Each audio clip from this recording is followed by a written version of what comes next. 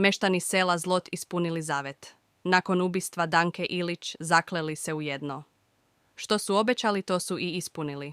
Dvogodišnja Danka Ilić nestala je 26. marta ove godine, a policija je utvrdila da je ubijena u Banjskom polju u okolini Bora, gdje je i nestala kada se igrala sa bratom, dok je njena majka Ivana Ilić otišla po vodu.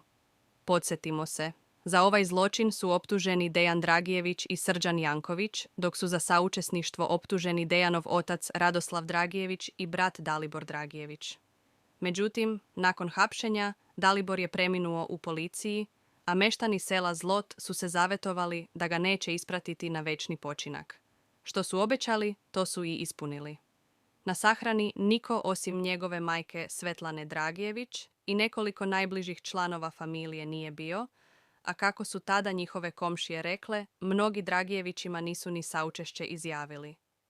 Izjavljivali su da na sahranu neće doći, jer ih je potresla sudbina devojčice Danke Ilić.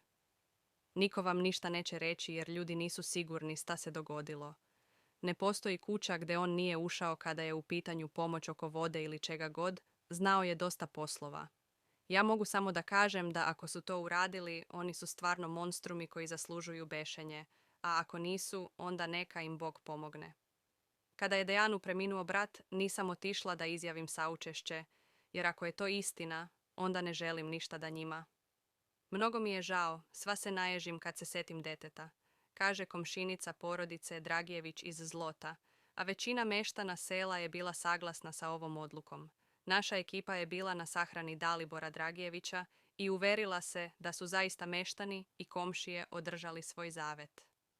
Telo Dragijevića dovezeno je u limenom kovčegu, a policija je bila raspoređena svuda po velikom seoskom groblju. Dejan i Radoslav nisu prisustvovali sahrani, jer im je bio odbijen zahtev da isprate Dalibora na večni počinak. Da li ćemo ikada saznati šta se dogodilo sa malom Dankom? Šta vi mislite, pišite u komentarima.